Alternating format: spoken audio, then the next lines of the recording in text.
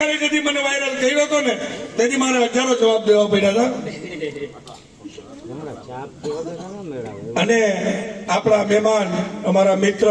હર્ષદભાઈ બેરાને વિનંતી કરું કે મારી બાજુમાં આવો।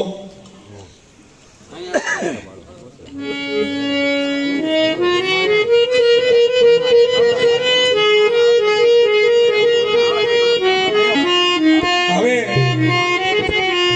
આજના દિવસે આ ગામની અંદર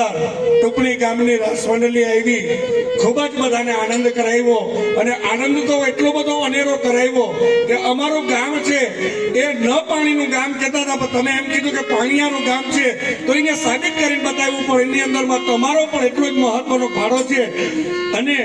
આ આંકડો બોલતા પહેલા મને ખૂબ આનંદ થાય કે એવડા નાનકડા ગામની અંદર જ્યાં અમે 5-15 લાખની 20 લાખની અપેક્ષા કરતા હતા કે કદાચ 15-20 લાખ રૂપિયા જો થઈ જાય તો ભગવાન રામનું સાધારણ એવું મંદિર બની જાય, પણ નહીં, ભગવાન રામ આ ગામના હૃદયની અંદરમાં એટલા બધા વસી